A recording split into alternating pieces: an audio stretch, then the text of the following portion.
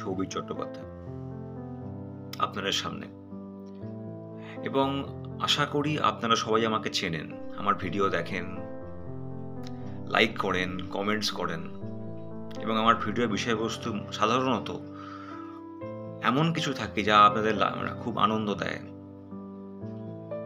কিন্তু আজকের আমার ভিডিও বিষয়বস্তু একটু অন্যরকম। হ্যাঁ, ঠিকই ধরেছেন।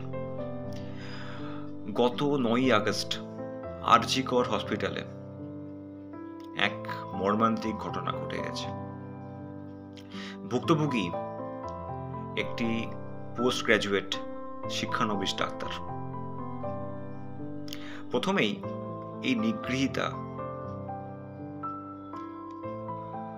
নির্যাতিতা মেয়েটির আত্মা শান্তি কামনা করি। দ্বিতীয়ত,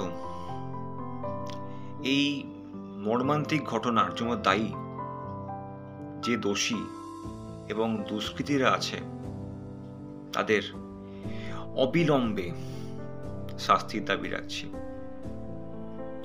আপনারা বলতে পারেন আমি এতদিন বাদে কেন এত কথা বলছি, অনেকদিন হয়ে গেল। দেখুন, নর্মালি আমি আমার পরিচিত মহলে প্রতিবাদ করছি, কথাবার্তা বলছি। এরকম ভিডিওর মাধ্যমে প্রতিবাদ জানানো হয়নি, সেই জন্য ভিডিওটা বানানো আপনার সামনে। তো খুব ভালো লাগছে।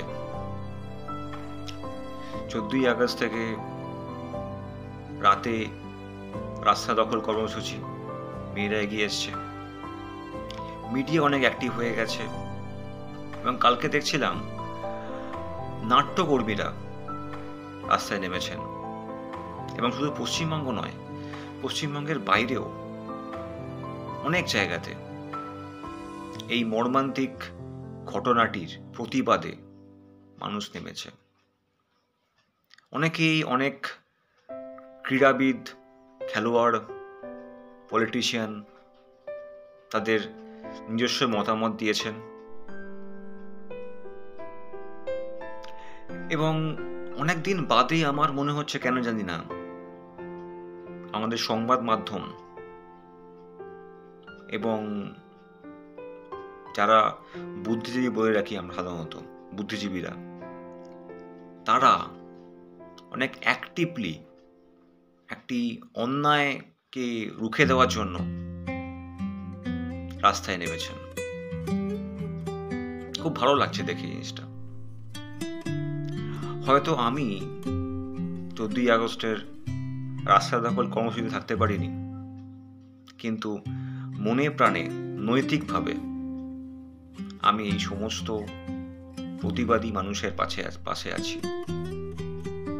আপনারা এগিয়ে যান, এবং খুবই গর্বের বিষয় যে সমাজের সমস্ত অংশের মানুষরা প্রতিবাদ জানাচ্ছে, দেশের সমস্ত প্রান্ত থেকে প্রতিবাদ উঠে আসছে, এবং সংবাদ মাধ্যম, নাট্যশিল্পী, অভিনেতা,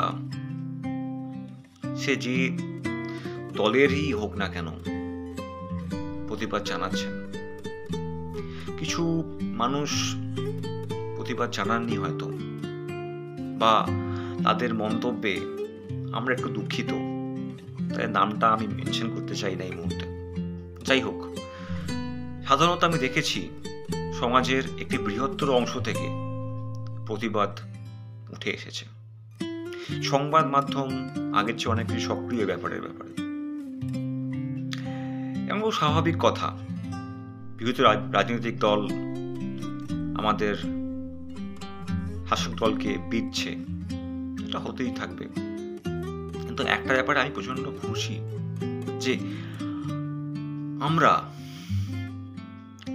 একটি অন্যায়কে রুখে দেওয়ার জন্য, বা যে অন্যায়টি ঘটে গেছে এটি যেন আর না ঘটতে পারে কোনো মেয়ের ক্ষেত্রে, আমরা আস্তে আস্তে এগিয়ে আসছি, প্রতিবাদ করছি।